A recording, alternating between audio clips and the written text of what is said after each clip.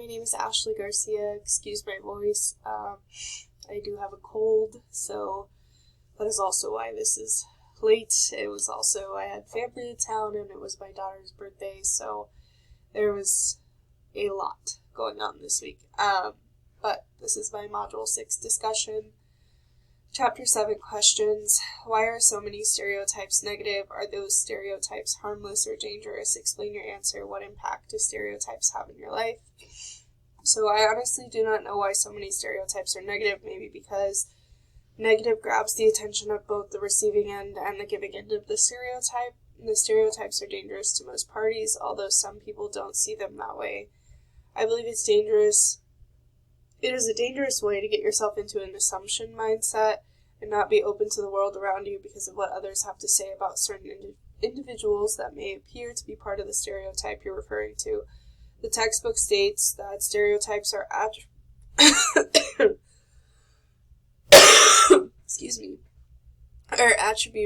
attributions that cover up individual differences and ascribe certain characteristics to an entire group of people.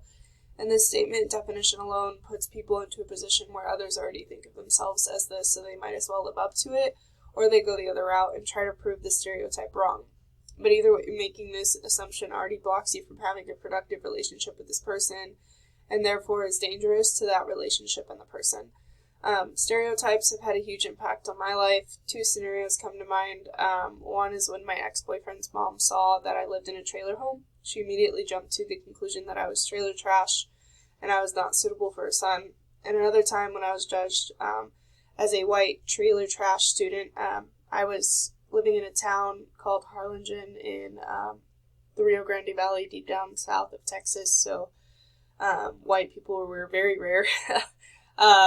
And I lived in a trailer, and pretty much everyone knew who I was. It was a small town, so I was labeled or judged as a white trailer trash student, and was told that I was smoking cigarettes, and a teacher swore she would find out that it was me that was smoking, even though I told her it was my grandmother who was smoking and not me, and it was not my fault that my clothes smelled the way they did. My grandmother was a chain smoker, and she smoked constantly inside the home, so we had cigarette smoke all over our clothes, as well as stains on the walls. It was bad. But altogether, I was judged by my background and where I lived, so I was stereotyped, and that's the negative, I guess, impact that stereotypes have had in my life.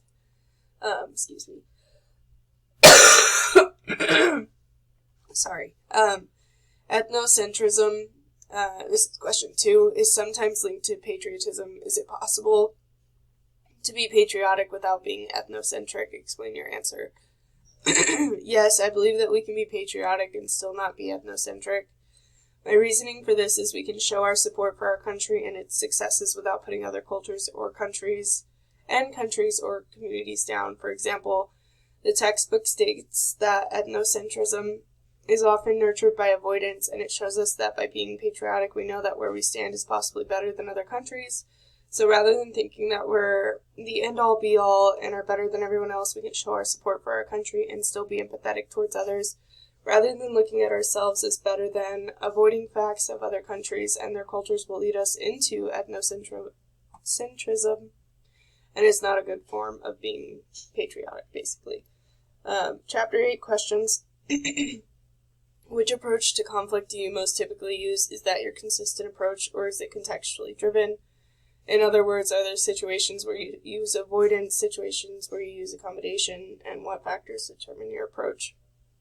So the approach to conflict that I most typically use is compromising. It's my most consistent approach, but it is contextually driven. The situations that I would use avoidance is something that is sensitive to me or another person. For example, when I was in a car with friends, they started talking about how they got pregnant their first time having intercourse without a condom.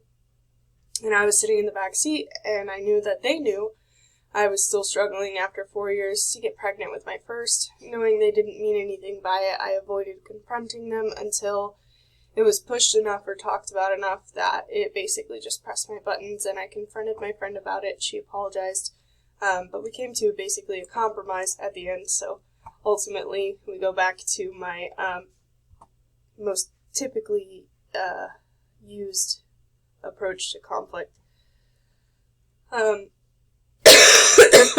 Sorry. When things are sensitive to me, I tend to ball up and not confront the issues firsthand and avoid them, so I take that approach. A situation in which I would use accommodation is probably one with my husband.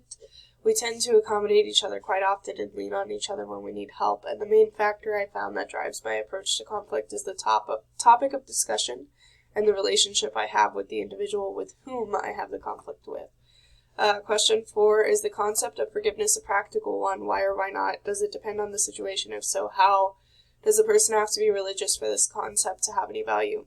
I believe that the concept of forgiveness is a practical one because, as the textbook states, one of the great paradoxes of human life is that if we don't forgive, it is generally we who suffer more than the other person or group, and therefore both parties suffer. I believe that forgiveness depends on the situation, and people involved and their values must align with whether they can actually forgive. But, for example, both my husband and I, when we started our marriage, we stated that we absolutely cannot stand cheating, and if either one of us were to do it, the other one would. To the other, it would be an unforgivable offense, and therefore, based on the severity of the situation, I believe we would either choose to forgive the act or move past it with anger and suppressed emotions. But either way, yes, it's situational.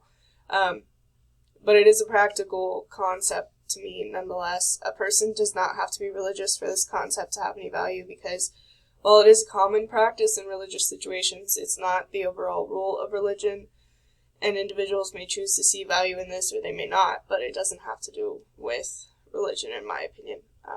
So that is my Module 6 discussion. Thank you for listening. Have a great night.